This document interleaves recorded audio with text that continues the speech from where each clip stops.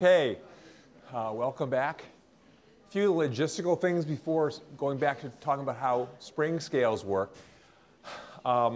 First is, I'll remind you that the first midterm exam will be in class a week from today, unless you have some of you who have special arrangements.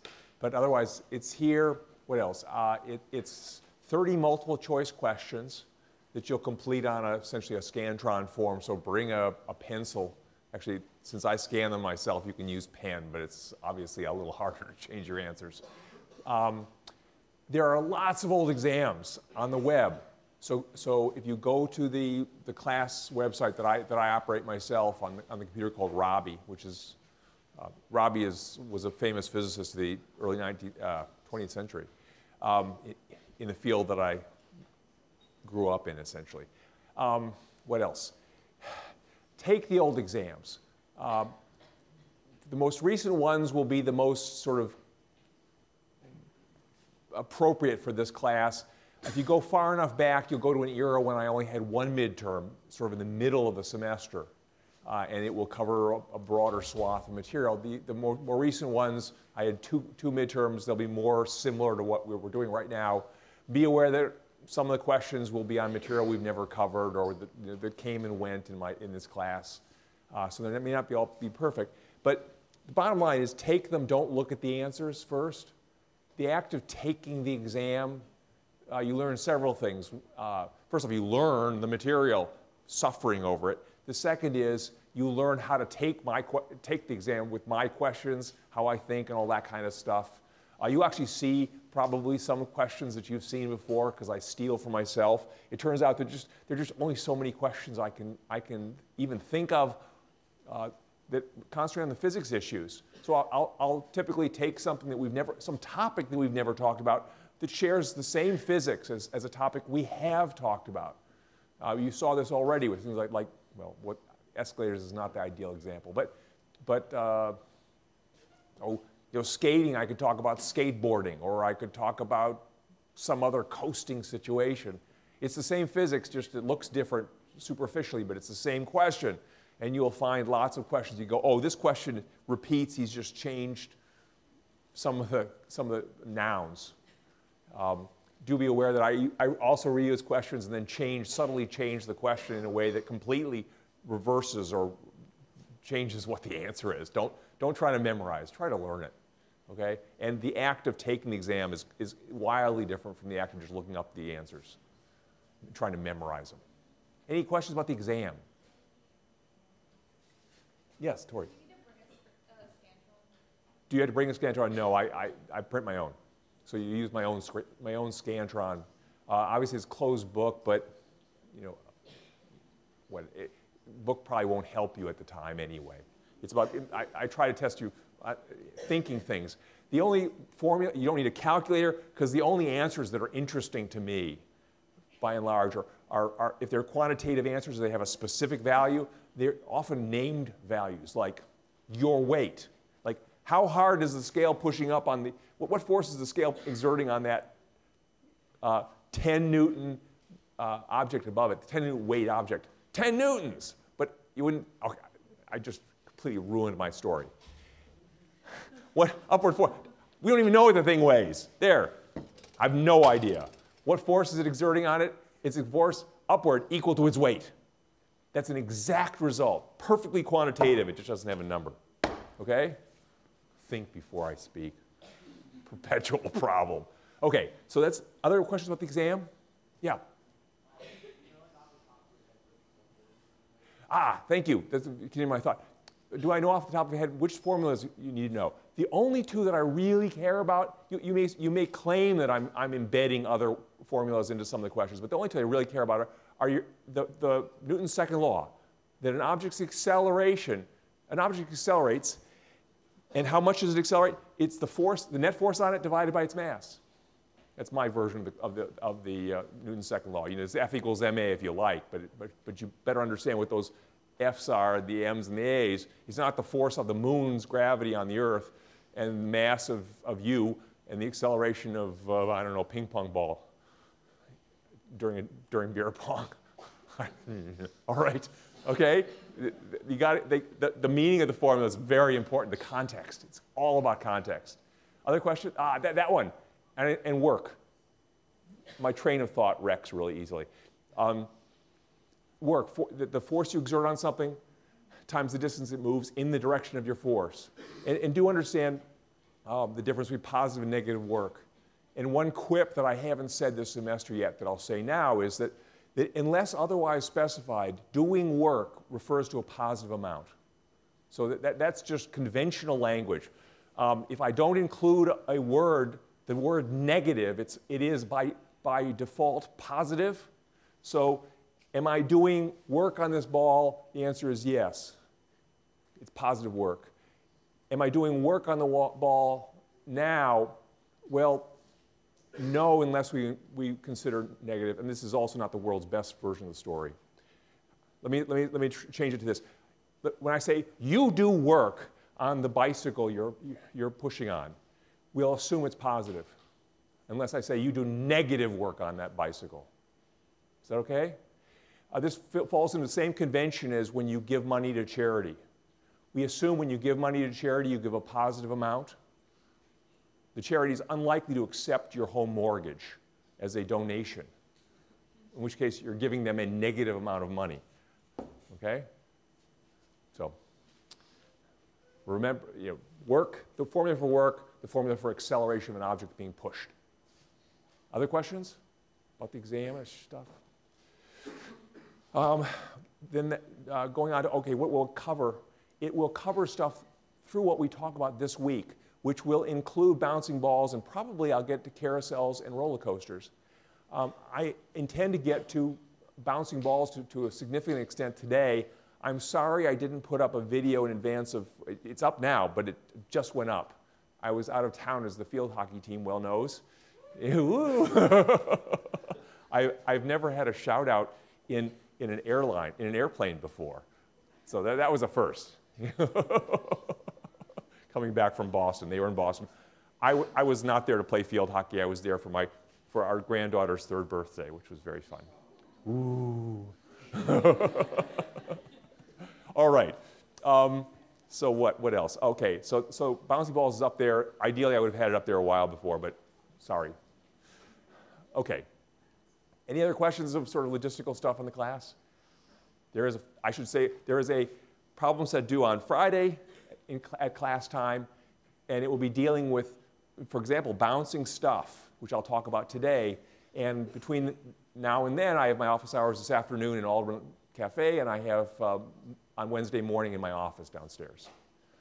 Okay, so back to spring scales. What I hope I've conveyed at this point is the idea that a spring scale quantifies how much of something there is by weight. It's measuring weight, as opposed to measuring mass. Measuring mass would be a great measure if you could do it. It's tough to do.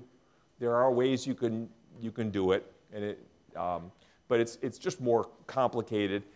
So they use weight, and the way they determine the weight of an object is not by literally going into the object and measuring the weight.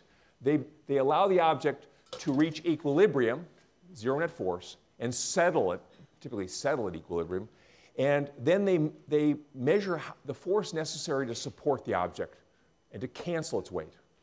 So they're not measuring the weight, they're measuring the force that's needed to cancel the weight, like, sum to zero. So this scale is telling you, the scale, I'm pushing up with a force equal to, and it's reporting 10 newtons, 9.8 newtons actually, and that's the force necessary to support that's what I'm pushing up. It happens to be the force that cancels the object's weight, and so we know the object's weight. It's this value being reported by the scale. But the fact that the scale is reporting how hard it's pushing up means that it's subject to trouble if this object is not at equilibrium. If that object's accelerating, all bets are off. The force that the scale is exerting upward could be quite different from the object's weight. It's causing the object finally to accelerate. Questions about that idea yet? The whole notion that you're measuring how hard the scale is reporting how hard it's pushing up. All right, that's true of essentially all spring scales.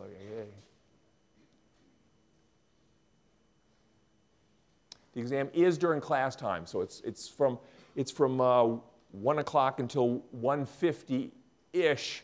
In years past, I would let people go beyond 50-ish because there was no class afterwards. There is a class afterwards, so I'm going to have to hustle you guys out here at 50 minutes after the hour, give or take like a minute or two. The bad news is, of course, I got to hustle you out of here. The good news is most of you have long since been done, and those of you who are still here will often be turning right answers into wrong answers because you have overthought the questions. And this is a historical issue that some of you know full well you have trouble letting go of exams. And one of the reasons to take the old exams is to take them through, stop, and if you're one of those people that just can't let go, keep a record of your original answers and now go and suffer over them for a while and try see whether you can actually improve them. And some of you will discover you will not improve them. You will, in fact, you'll just add stuff, randomness to them. And you'll get to the point where you won't remember what the word "the" means. Right? So you're trying to read in between two of my words that it's irrelevant. Nothing there. Okay? So we got how the scale quantifies material. And of course, this means that don't take this scale like as it is to the moon and expect to get accurate weights, because it is using weight. You'll get accurate weights, but you will not quantify the material very well. The weight will go down. This thing will not weigh 9.8 newtons on the moon. It'll weigh 1/6 of that, which is an accurate measurement of the weight. But it's not what you had in mind when you go buying stuff. You buy gold like this, you're not going to get as much gold as you wanted. Okay? So the spring scale issue then is how does the scale itself know how hard it is pushing up? And the way it does that is by measuring the distortion of its spring.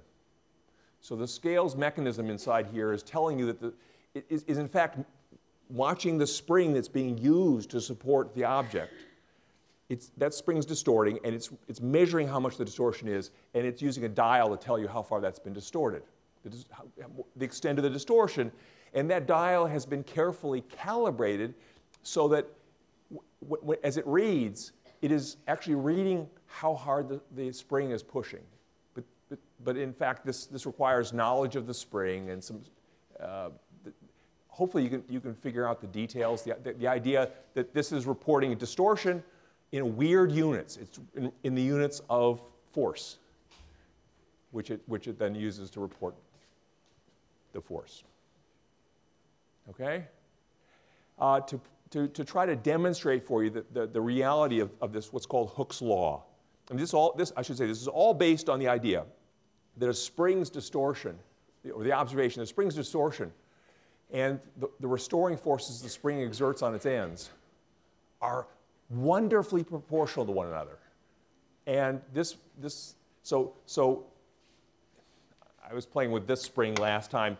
I don't remember whether I did during class or not deal with this spring. This is a spring too. It's sold to us as a measuring stick, but it's spring-like. I think I did do this in class, but this is its equilibrium shape. Gravity is part of the story here, but it really plays very little important role in what I'm about to say, so we can ignore it. We can just pretend the stick there's no gravity and this stick is straight. It sags little because of its weight. Neglect that.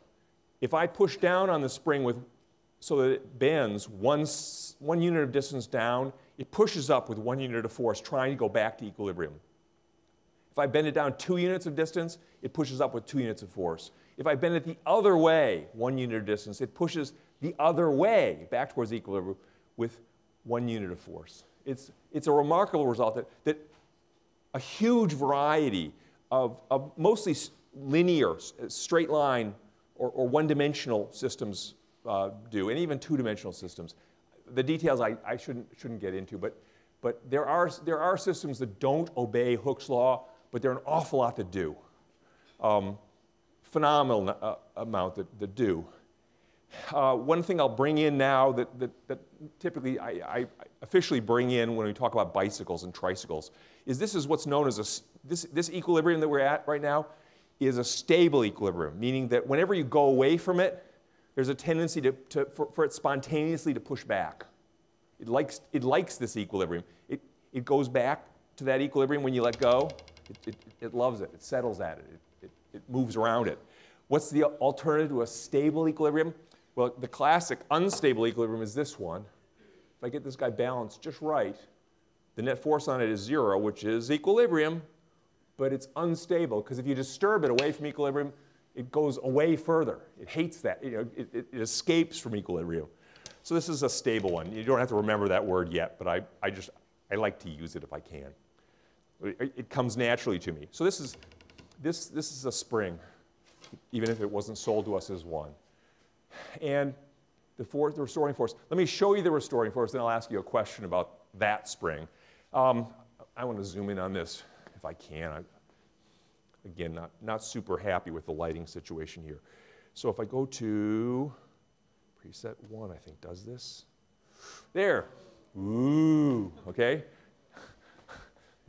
I mean, I can do all this teaching technology, woo, so great, except that I can't remember, to use it or to unuse it. We'll spend the rest of this. If you don't remind me to go back, anybody watching the video later on may spend the rest of the class staring at that stupid object, because I forget. What's my name? What I want to show you is, so here we got a spring supporting this structure down below, and it's at equilibrium right now. It's very happy there with nothing on this hanging object. And I'll mark the location right there with an arrow. And now I'll add some weight. So we're essentially playing scale here. And if I add 1 unit of weight, it goes down. It bounces, which is really interesting. We'll come back to it in a minute. And I'll help it settle. There now, it's settled. That's the new equilibrium. I can mark it. And that is 8. It's about 8 units of shift, if I'm adding correctly, to support that weight. So the spring is stretched 8 units to support the new added weight. If I add a second identical object there, the spring, and let it settle. Again, the settling process is really important. But okay, we let it settle. It will have stretched another same amount of units. It's, I guess this is, count. That's not. It's almost 9 units, and it's almost 9 units again. So the point of this is Hooke's law is actually remarkably accurate. It didn't have to be that way, but in our universe it is that way. Lots of things, when you take them away from their equilibrium, they have this beautiful proportionality between the restoring influences that arise and the distortion that causes it. All right? I do remember to come back. And there. Ooh. All right, and now I can get the lights back, and life is good again. All right. Of course, having done that, I want to ask you the questions up on the board, which means I've turned the lights back off. All right. So to bring an example, springs are everywhere. The springboard at the diving center, whatever, it's a spring, okay? Believe it or not, it really behaves like a spring. They can muck around with it. There's a wheel that allows you to adjust its stiffness. But a diver stands motionless on the springboard, and it will bend down. If you don't believe it, try it. Make sure you know how to swim, okay? Don't blame me if you don't know how to swim and you stand on the diving board. Are we only doing physics? I know. I got sued. Okay, if her identical twin joins her and we let everything settle down. So what I'm saying is compare one diver standing on the board, how much it has bent downward as a result, to 2 divers standing on the board. And how far downward will it bend from compared to having nobody on it? Okay, so it's just to clarify this question, I probably should edit the question. So if here's the bend down with 1 person on it, and here's the bend down with, so there's the bend with 1 person, there's the bend with 2 people, somewhere in the range, okay? Okay with the question? If you misunderstand the question and don't get my answer, then it's fine, you just have a different reading of the question.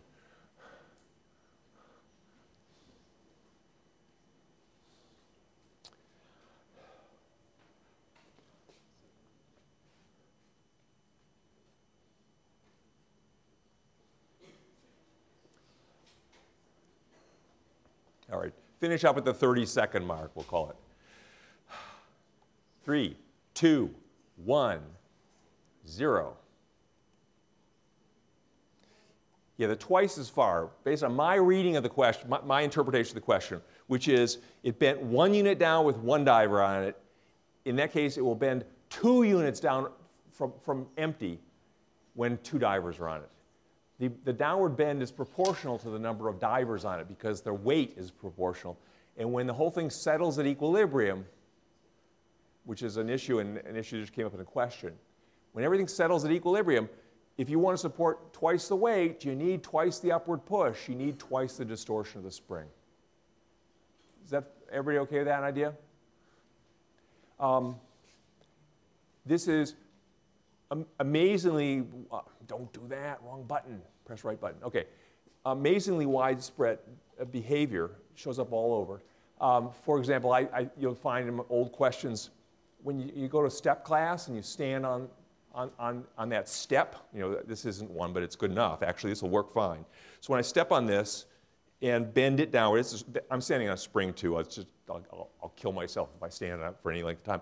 But you step on that step. When you get to equilibrium on it, it will be distorted downward by a distance that is proportional to how hard it's pushing up on you, which is equal to your weight. So you are being weighed, whether you like it or not. And so if you install a secret camera in the step classroom and you measure everybody's steps distortion when they're at equilibrium, you can weigh them all, okay? For better or worse, mostly for worse, okay? And you'll see questions like this on the old exams because it's sort of a ubiquitous thing. All right, that's Hooke's law.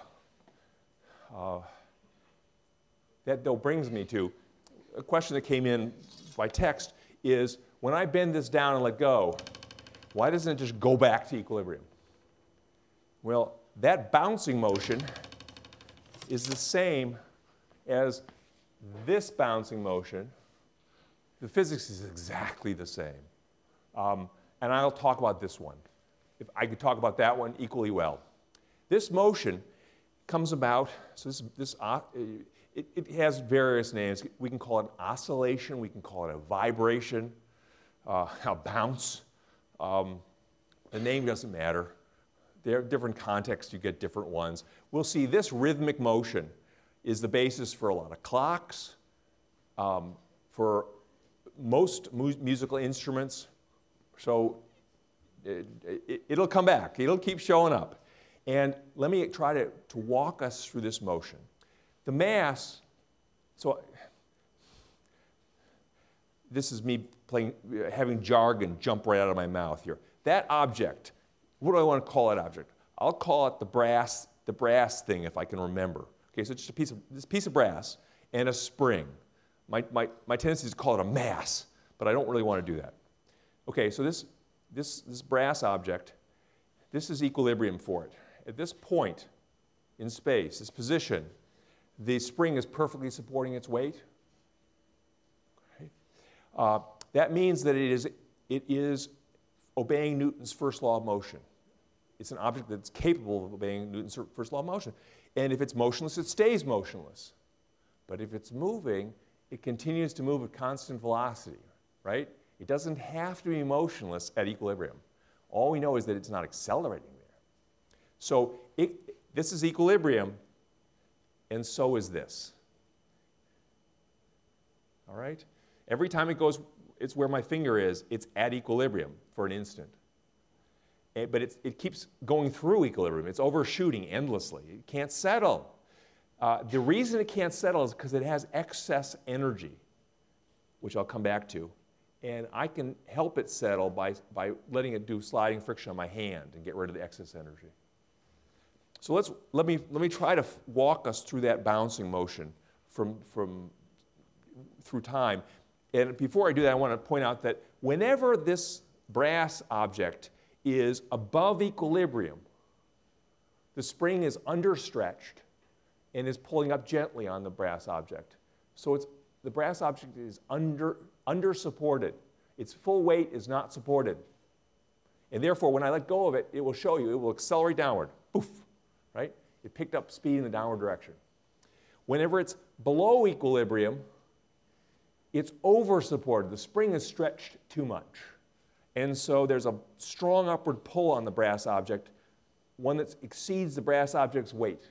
So when I let go of it, it accelerates upward, right? This is another stable equilibrium. The brass object, whenever it's away from equilibrium, accelerates back toward equilibrium. Doesn't mean it moves back towards equilibrium. It can have a velocity in the wrong direction, but it's accelerating toward equilibrium always. Questions about the idea that it's accelerating towards equilibrium, not moving towards equilibrium. We can't count on it moving toward equilibrium. That's a velocity thing. That depends on history. So let me human animate. My standard approach here is to walk you through it and talk, walk and talk here, okay? Always hard. Let's start with the spring up high. So I just put the brass object on it.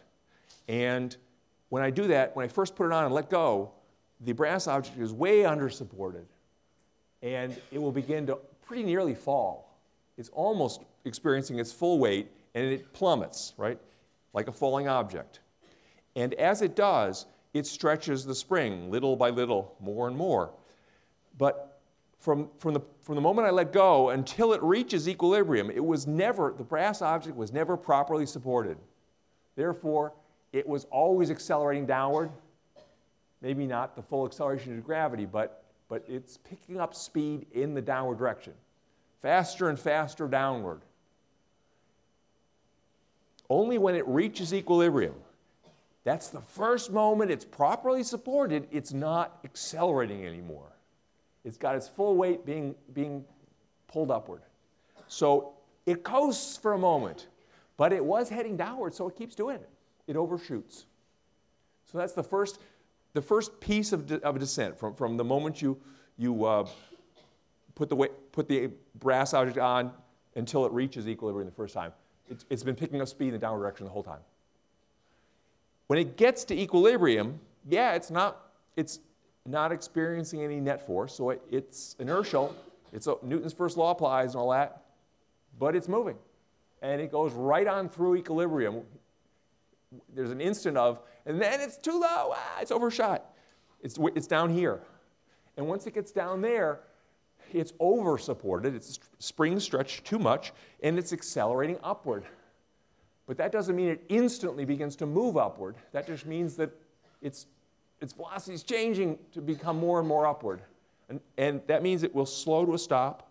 There will be a moment of motionlessness when the brass object has stopped moving, but it's still accelerating upward, so it won't stay there for long. It'll pick up speed faster and faster in the upward direction. And until finally it reaches equilibrium, that's the first moment when it is not accelerating upward. So it coasts through there, it overshoots, it rises back to its original height, and then repeats the whole bounce up and down. Oh, come back, don't everybody fall off. Hey. All right. So that's the bouncing motion. It is trying to settle. I mean, I anthropomorphize everything. It's trying to settle in equilibrium, which is about here. Where is it? It's about there. It's trying to settle there, but it keeps coasting through equilibrium. It gets there. It accelerates till it gets there, and then it hits equilibrium, but it's moving at that point, and it keeps going. And it overshoots and then comes back. Questions about this?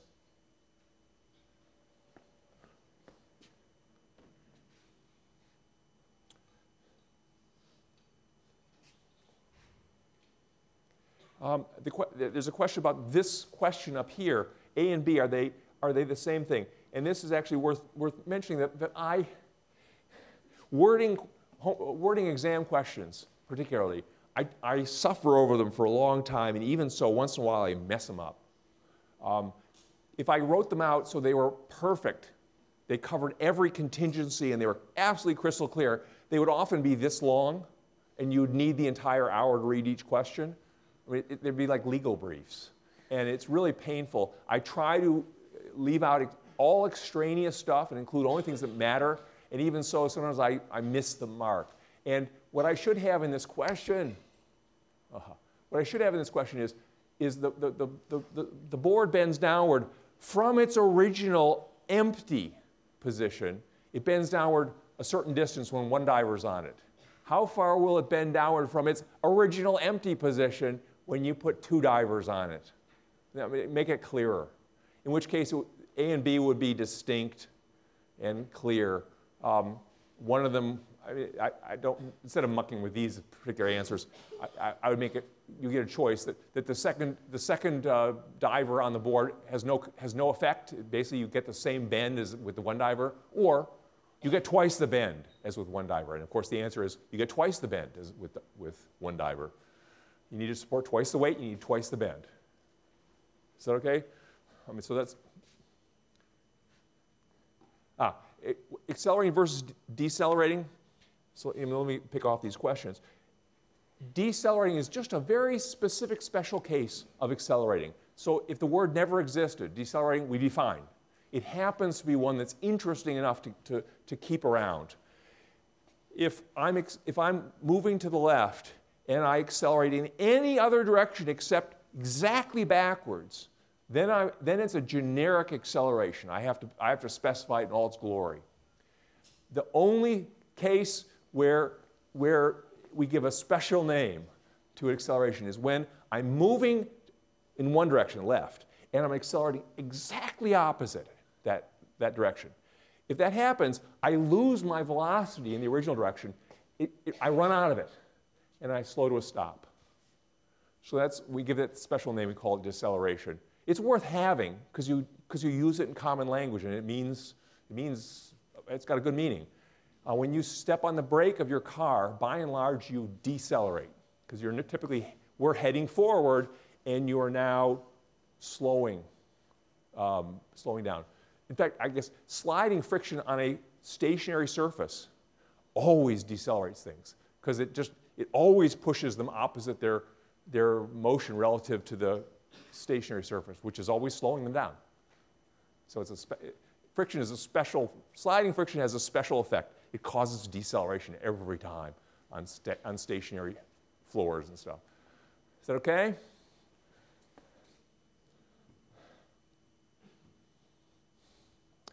If we take away friction and air resistance and stuff, would these kind of oscillations go on forever? And the answer is yes. And people make systems that will go through lots of these rhythmic cycles. This one will go probably hundreds of bounces before it loses half of its energy, let's say. It loses energy in a decaying way that's got kind of a half-life to it. So it might go hundreds of times. There are other objects that will, let's try this. It's dozens of times. But there are, if I went and got tuning forks, which are systems that go back and forth, I won't do it. Sometimes I go run off and get things. Okay. Yeah, I will. All right. See, I can still talk, though, while I'm going.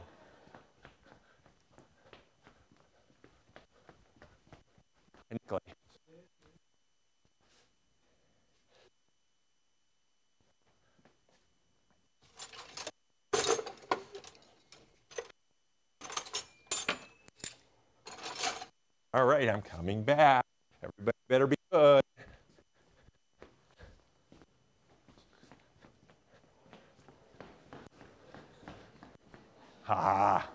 All right.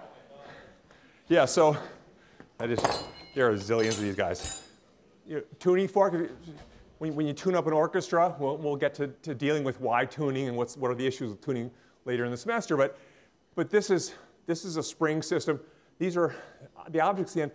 This, I should put, gravity appears to be important in this story because we've been weighing stuff. But actually, if you just got rid of gravity, if we went out into deep space and attached the spring to a mass, even though there wasn't any gravity, we would still get this bouncing behavior about equilibrium. It would look a little different, it would be shifted, but it would basically be the same. And certainly with this guy, if I bend it away from center, it's It's bouncing. That appears to involve gravity because it's up and down, but I can hear do bouncing away from you and toward you. Gravity's irrelevant here. This is a left-right vibration. It has nothing to do with gravity. And if I put, so it's really a mass, an inertial character, mass, on a restoring influence, a spring which pushes back towards equilibrium. It's that battle between an inertial mass that wants to go straight and keep doing what it's doing, and a spring that says, I don't care what you're doing, I want you to come back to center. That battle is what's going on in all these motions. And it happens in these tuning forks.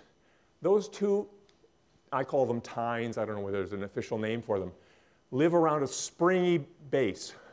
And they want to swing back and forth. They're both inertial. They want to keep doing what they were doing, but the springy part says, no, no, no, no, no, come back to center. And when they do, they overshoot equilibrium, and then they get too close, and they keep wanting to do what they're doing, and the spring says, no, no, no, go back to center. So they swing back and forth about an equilibrium.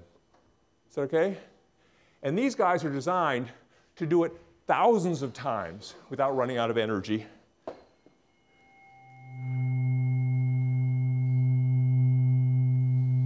We'll talk about how to get sound out of these. They're not very loud as they are.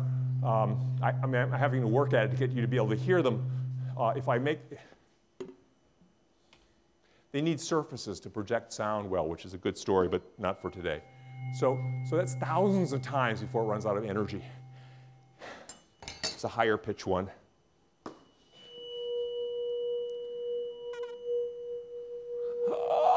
All right. If you make it out of crystal and quartz, believe it or not, you can make a little tuning fork out of crystal and quartz. That is the crystals of New Age and all that stuff. Slice them up and probably ruin their magic. But okay, slice them up, make it teeny tiny. And it has to be said with a high-pitched voice. Tuning fork. That is the basis for quartz watches. And some of you still have quartz watches. I know the cell phones have sort of wiped everything out. But I've got one sitting on my wrist in a little container in there is a teeny little quartz tuning fork. And it is so good at keeping the energy around that it can go back and forth. I wouldn't say 1,000,000 times, but it's in that category. It's certainly tens of thousands of times without losing half its energy. It's really good. The bottom line answer to this question, though, is if you get rid of everything, all the bad stuff, will it go on forever? In principle, yes. In practice, you never can get rid of all the bad stuff. There's always something that takes away some of the energy with each swing, each oscillation. You eventually get things settle. Sometimes you want them to settle fast, which is the case for a weighing scale. Sometimes they settle slowly, which is the case you want for a watch. For the timekeeper of a watch, you want it to just keep going rhythmically, spot on, for as long as it possibly can. Okay?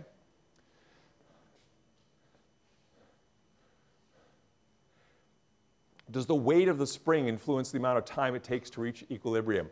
The weight of the spring, yes. When I'm looking at this thing, we are weighing the hanging cylinder, but the spring is involved, and so they've got to be careful about the spring a little bit in this kind of a situation. Probably in most cases it can be made to cancel out so that it's of no consequence. What's coming to mind is people with naturally curly hair with ringlets. If you have ringlets, they tend to get tight. The curls get closer together as they get farther down the ringlets because the curls up at the top have more weight on them, pulling them straighter than the curls at the bottom. So take a look at naturally curly hair. If I dangle a spring that's long enough, like a slinky, it will be spread out up at the top where there's a lot of weight below it, and it will get closer and closer as you get farther down where there's less and less weight to support. Is that followable? So physics has all these effects on ordinary stuff. Where does the energy go? The energy that eventually sort of drifts out of this, almost all of it goes into thermal energy, one way or the other. It may take side routes temporarily. For example, the energy that comes out of the tuning fork, some of it's coming out as sound energy. The sound carries energy. Sound is these waves that go zipping across the room, And they are carrying energy. That sound can do stuff. You've heard cases where you've got the music playing and stuff across the room begins to vibrate or jump up and down, which is also an interesting effect. But it's where the energy to make that jumping up and down come from? Sound carried it across. So the energy comes out of these oscillating systems in part as just sheer thermal energy, just things get hot. We're stirring the air, we're stretching that spring back and forth, and sometimes it's a little sort of microscopic internal frictional effects. Sometimes the energy comes out as interesting things temporarily, like sound, and then the sound gets ground up. Sound energy eventually grinds up into thermal energy too. Okay, so takeaways from this bouncing effect are that objects on springs, the real story is typically, it's not so much weight. It's not a gravitational story. It's an inertial problem. The inertia of that brass cylinder causes it to coast through equilibrium. It doesn't settle easily. It keeps overshooting the equilibrium that the spring establishes. The spring wants it to settle here, and its inertia makes it hard to settle. Keeps coasting through. And underlying this tendency to keep moving is excess energy. It can't stop until it gets, for it to stop. Whenever it's at equilibrium, actually, it's traveling as fast as it ever will, because it's been accelerating towards equilibrium up until it gets there. So right at equilibrium, it's at max speed, and therefore max kinetic energy. When it gets to the extreme ends of its bounds, this end or that end, it has no speed, so it's got no kinetic energy. Where's the energy now? It's its potential energy. In principle, it's in the spring. The presence of gravity makes it a little complicated, but you can think of it as entirely in the spring. So the energy is going back and forth between elastic potential energy in the spring, kinetic as it goes through equilibrium, elastic potential energy in the spring, kinetic as it goes through equilibrium, back and forth, until that energy gets ground up into thermal energy. And then and only then can it be at equilibrium, where it's got no excess energy in the elastic form, and it's got no kinetic energy because it's not moving. So it's got to get rid of all its energy to be motionless and at equilibrium. Okay?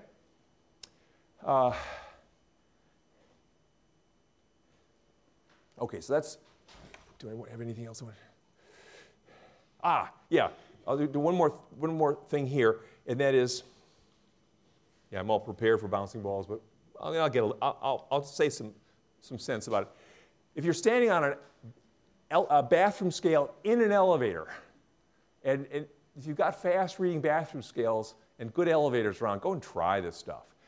As you ride an elevator, in this case, the elevator starts moving upward from a ground floor towards a high floor. During that startup period, what does the scale read? Obviously, if it's motion, if the elevator's motionless, it's going to read your weight. If it's if it's heading towards, if it's starting to move upward, what's it going to read?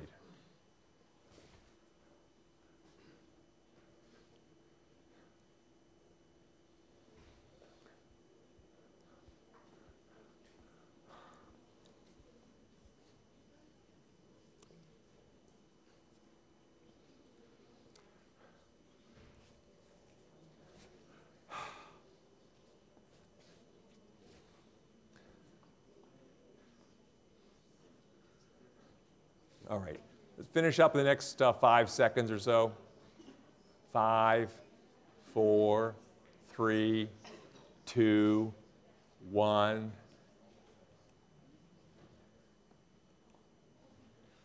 It is B. It will read more than your weight because it has to over-support you.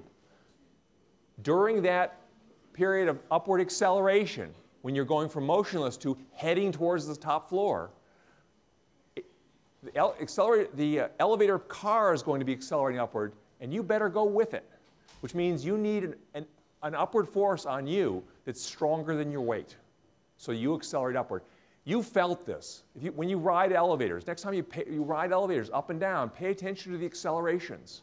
Whenever you start upward, you're accelerating upward, you feel extra heavy. You feel your own inertia making it hard for you to keep up with the car. when that rising car comes to a stop, you're briefly accelerating downward. You feel extra light because the car is under supporting you so that you slow down and don't keep flying through the roof. And as you head downward, this, reverse stories. So you feel this stuff, and you've played on elevators. You get to the top floor of a really fast elevator, and you can jump. You feel weightless and all that stuff. It's coming right out of the acceleration effects. Okay, let me come back to live here. Let me get a little bit into bouncing balls before I just completely run out. The story of bouncing balls. Balls, I used way back when I was starting this, how things work. I would describe them as sort of spherical springs. And to an extent they are, but they don't follow Hooke's law properly. So they're almost spherical springs, which means that this has got equilibrium shape. So if you, set aside Hooke's law, the proportionality between distortion and force. Apart from that, they're very spring-like. If you take this thing that has an equilibrium shape and you squish it, it pushes back on its surfaces with restoring forces. It wants to go back to equilibrium. That's what it likes. And that means that if you dent it inward, you push inward and dent it inward, you do work on it, you put energy into it. It stores energy. Balls store energy when they dent. And they release the energy when they undent. They do negative work on you. You do negative work on them, which means that energy comes back to you, and that allows them to bounce. So the bouncing process is a denting and undenting of the surface of the ball, at least at its simplest form. So when you drop a ball, the simplest form of bouncing is dropping a ball on a rigid, immovable surface. It's sort of hypothetical, but you can get very close. There's no such thing as truly rigid, truly immovable surfaces. But get close enough, and the ball is completely responsible for the bounce. So when this ball bounces, which it does a pretty good job of doing, it's starting with gravitational potential energy that I put in by lifting it to this height. No kinetic, no elastic, because it's no elastic potential energy in it, because it's at its equilibrium shape. It's happy. When I let go of it, it will turn its gravitational potential energy into kinetic energy as it falls. And it'll get closer and closer to the surface. Let me bring the surface up. Here's the surface. As it approaches, when it hits the surface, it will dent as it impacts the surface. And that denting process stores energy in the ball. The ball will get rid of its kinetic energy, so all of its energy will now be in the form of elastic potential energy in the deformed ball.